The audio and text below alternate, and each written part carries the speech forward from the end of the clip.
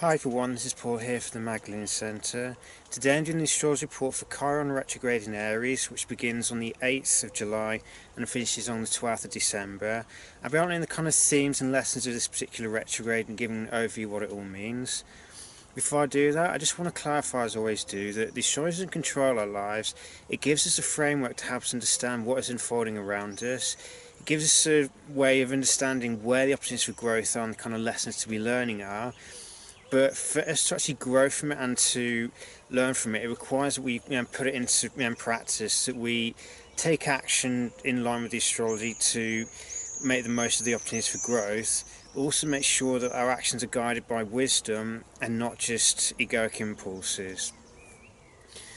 Now, in terms of Chiron retrogrades in Aries, before I go into the full data of the retrograde itself, I just want to explain a little bit about Chiron. So Chiron is known as the wounded healer, and Chiron orbits between Saturn and Uranus. So in effect, Chiron is the bridge between the ego self and the realm of the soul. So Chiron represents the wound to the ego that the ego can never fill that hole or complete the bridge, if you like. It's about learning to overcome this sense of woundedness which resides purely in the ego and learn to recognize ourselves as the soul instead.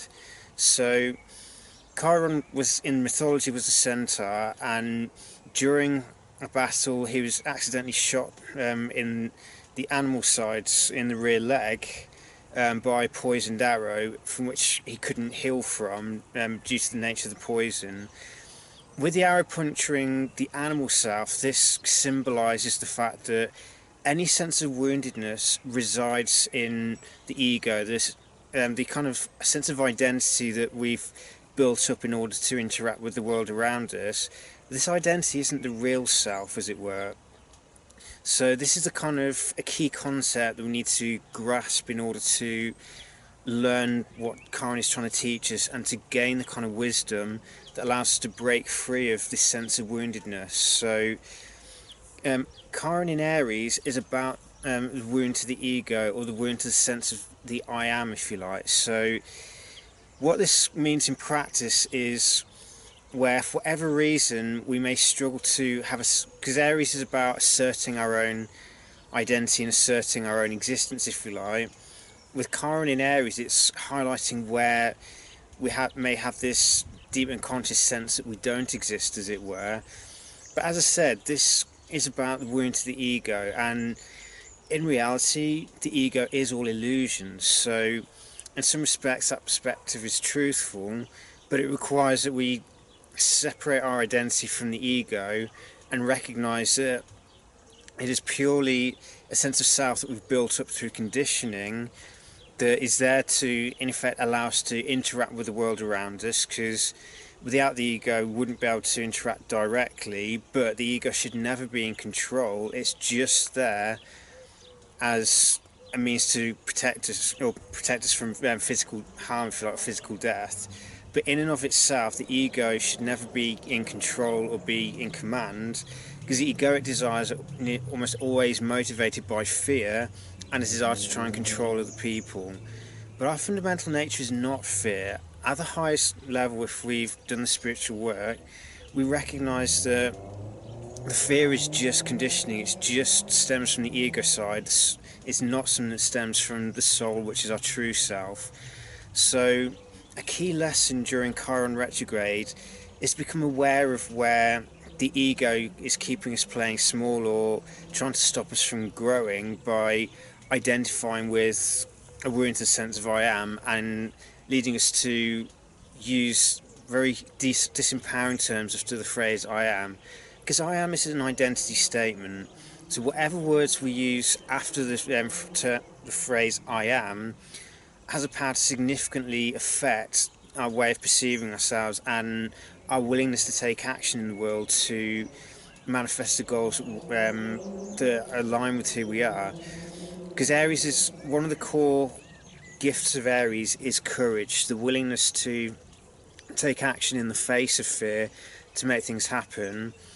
With Chiron in Aries, this highlights where we may have a wound to this side, or where we may keep playing small out of a fear of being seen, if you like, because this can manifest as a fear of being seen and preferring instead to uplift other people but not working on ourselves in the process.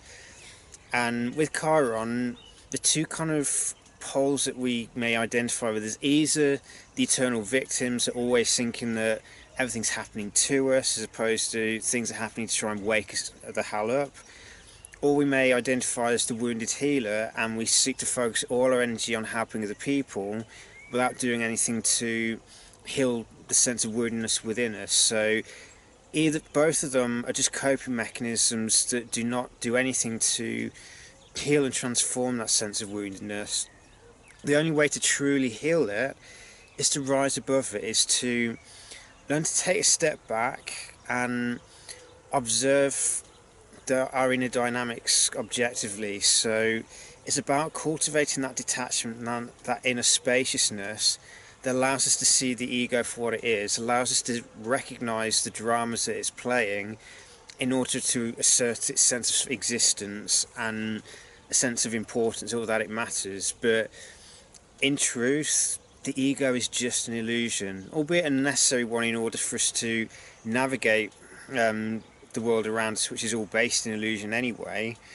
But at the end of the day, it's not who we are. So this is a fundamental concept that we have to embrace in order to heal the kind of Chiron dynamics that we experience in our lives. It's about learning to understand that we are not the wounds that the ego harps on about. We are not our pasts. The only thing that truly exists is the present moment, and the ego will do everything it can to avoid the present moment, because the present moment is where the ego loses all power, because it's revealed to ourselves the nature of it, or the very illusory nature of it. So being present with ourselves is one of the most important things we can do to try and heal this Chiron wound, and to recognise that all the scripts that we play in our minds that we use to justify why we're not ready to take action or we're not ready to do anything, they're just mental scripts designed by the ego to keep us playing small. But at a higher level, when we rise above this, the intuitive side of when we operate from the true self, we often find that our intuition shows us when to take action and when to kind of take a step back and observe the situation before interacting again. So it's about that capacity to step back from a situation and seek to see it clearly. So becoming present in whatever situation we're in and not taking anything personally is by taking that step back and into the true self through being present. And the best way to do this is usually through taking conscious breaths. So long deep breaths out to ground any excess anxious energy that the ego is trying to churn up to cloud the issue. And it's about that conscious breathing that links us to the present moment, and allows us to step back into the true self and observe our internal worlds objectively and recognise the game that egos play, and to stop us from taking the very action that would empower us going forward and allow us to live an empowered life through daring to take actions which it may upset other people, but that's just their own subjective perspective of it. As long as the actions we're taking are guided by wisdom and are not just selfish impulses that the ego's driving up to try and compensate for a lack of self, if you like, because this self is just the ego's concept of self that's based on the past conditioning, who we think we are, not who we really are. Chiron in retrograde in Aries is trying to highlight to us that we're not who we think we are. We're not the bundle of thoughts, the collection of past experiences that we base our identity on. Only the ego bases ourselves around past events. The true self is not linked to our history. It's not linked to where we've come from, who we interact with in the past. The true self is eternally present. It lives in the here and now. And if we seek to live in the present moment, to be in the here and now, then our intuition will show us when the best time to take action is. We won't have this fear of being seen or anything like that, because the fear is driven by the ego, not the true sense of self. So it's about taking that step back, of healing that sense of woundedness by disidentifying with the ego. So we neither identify with the victim or the wounded healer. And from here, we avoid the trap of either playing small or playing the victim, so we avoid taking any action, or conversely, taking action on behalf of other people, so we uplift other people and try to save them or heal them, when that person may need to go through their own particular journey in the process in order to heal themselves. The only time we should really be trying to offer any kind of healing to other people is if they've actually asked us for it. If people aren't asking for it, it's not our place to jump in and try and play hero in the other person's life. The only life that we're responsible for is our own, and the way we conduct our actions in the process. So if our actions are guided by our intuition, born from the true sense of self, not the ego, then we'll know when to take action. We'll know what the best course of action is, because it's guided by wisdom and intuition, not just egoic impulses. And we'll also overcome any sense of seeing ourselves as being inherently limited or not good enough to do anything, because we're not listening to the ego scripts. We're not listening to the story that the ego tries to tell us, or that subtle nagging voice in the back of your head that questions whether you're good enough or asks if you're smart enough to do it. These are all tricks that our egos play to try and keep us playing small, so the ego can maintain authority and control. But the truth is, the ego is just an illusion. It's not who we really are.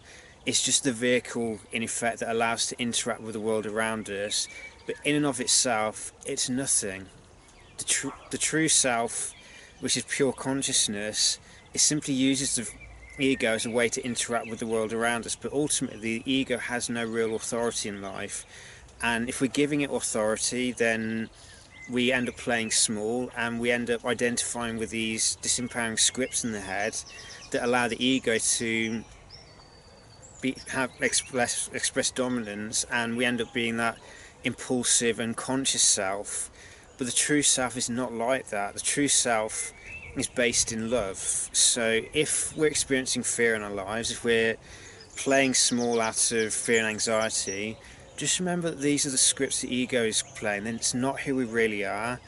And if we take that time out to breathe, to become present, and to question the thoughts that we have and the kind of iron statements that we habitually think to ourselves or that we habitually say to other people, by being more conscious of this process and seeking to be present through using the breath to become calm, grounded, and in the moment, we can then observe the thoughts rather than being attached to them. So we're no longer being drawn into thought streams. We're able to observe them going past, and along with the emotions that they trigger, we're able to step back, observe the scripts, and recognize that we are not the thoughts in our head. We're not the ego. We're not that limited sense of self which believes that we're basically an accumulation of everything that's happened to us.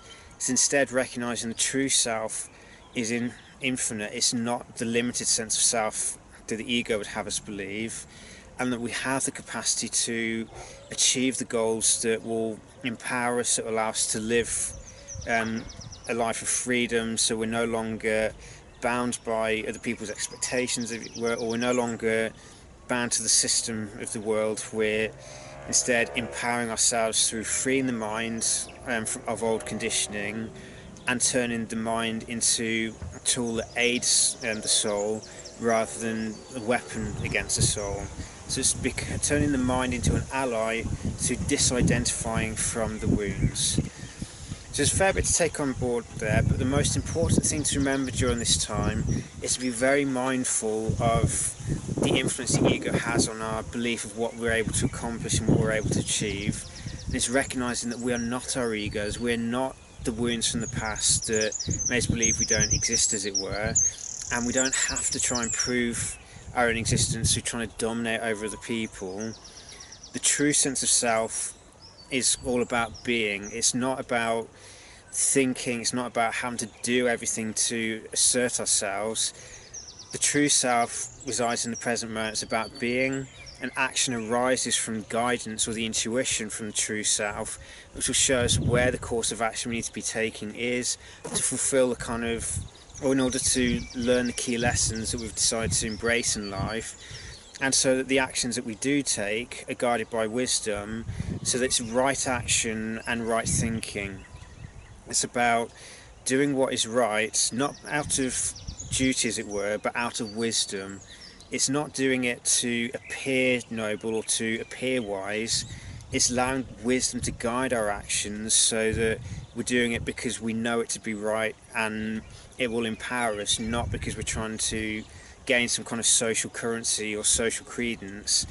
It's learning to be the pioneer in our own lives, to lead a life of example through taking assertive action when the need is required, but having that capacity to step back and not identifying with the course of action or not identifying with the ego. It's recognizing that we're more than that. The action is just the course that's needed to be taken in order to manifest whatever seed of potential we have within us that we need to achieve, because nothing manifests on the earth without us taking action. We have to take action in order for any dreams or goals of the soul to manifest, but it's making sure that the actions are guided by right thinking, that the mind is a servant to the soul, it's not trying to play the master. So may the current next few months of Chiron retrograde bring you many new insights and opportunities to overcome limited thinking and a limited sense of self based on the labels the ego would have us define ourselves with, and it's liberating our capacity to take action from the ego and instead align our actions with our soul's desire, or the wisdom that comes from aligning with the true sense of self, which is the soul, not the ego. And through this we can learn to live free and live empowered. We can learn to assert ourselves when necessary, but in a way that honours the uniqueness of everyone around us. So it's that capacity to stay true to ourselves, but also honouring the truth of the people around us, so we're not insecure in our sense of actions. The actions are guided by what not only be best serve ourselves, but also potentially serve other people in the process, but not trying to play safe with other people, nor playing victim to escape responsibility or trying to escape the task of freeing ourselves from our conditioning. So may Chiron retrograde in Aries bring you many new insights and blessings. Take care.